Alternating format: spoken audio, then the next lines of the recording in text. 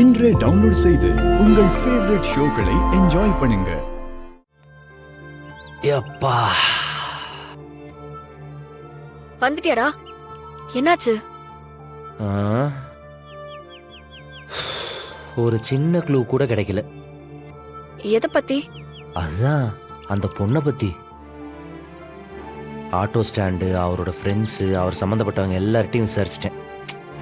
ஒருத்தருக்கு ஒன்றும் தெரியல. எந்த பொண்ணு இன்வால்வ் ஆகலன்னு தான் சொல்றாங்க.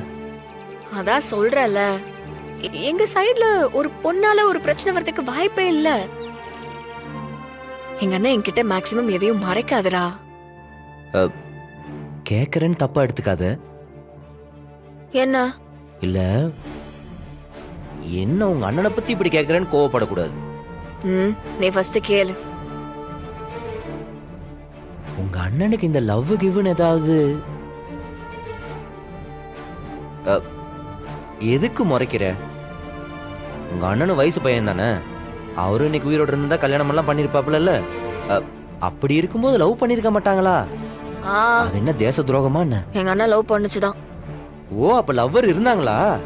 எங்க கிட்ட ஸ்பெசிபிக்கலா சொன்னது இல்ல, ஆனா அரசல் பரசலா கேட்டிருக்கேன். ரோஸ் மெரின்னு ஒரு பொண்ணை லவ் பண்ணுச்சு. அவங்க வீடு கூட போலீஸ் குவார்டர்ஸ்ல தான் இருக்கு. அவங்களதான் அண்ணன் விரும்புச்சு. அடி பாவி, சின்ன இவ்வளவு நாள் இத என்கிட்ட சொல்லவே இல்லையேடி. நீ கேட்கவே இல்லையே. ஏதாவது பேசிக்கிட்டு. அதை விட இப்ப இந்த லவ் மேட்டர் எல்லாம் பெருசா ஒண்ணும் இல்லடா. ஏன்னா எங்க அண்ணனோட லட்சியமே எங்க 3 பேரையும் நல்லபடியா செட்டில் பண்ணிட்டு அதுக்கப்புறமா அதை பத்தி யோசிக்கலான்னு தான். அதனால அவங்களுக்குமே எங்க அண்ணன் முழுசா ஹோப் எல்லாம் கொடுக்கலடா. என் அண்ணனோட டெத்துக்கு கூட வந்திருந்தாங்க. பாவம், ஓரமா உட்காந்து அழுதுகிட்டு அப்படியே போயிட்டாங்க. சரி, உனக்கு அவங்கள பத்தி வேற என்னெல்லாம் தெரியுமோ அதெல்லாம் கொஞ்சம் சொல்ல, யூஸ் ஆகும்.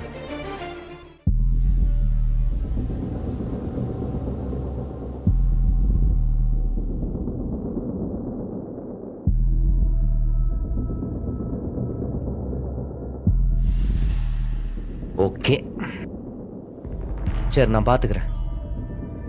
எங்க போற? போய் அவங்கள மீட் பண்ணிட்டு வந்துடுறேன். சரி, நானும் வரேன். ஓகே, வா வா போலாம். எல்லாம் சாப்பிட்டாங்களா?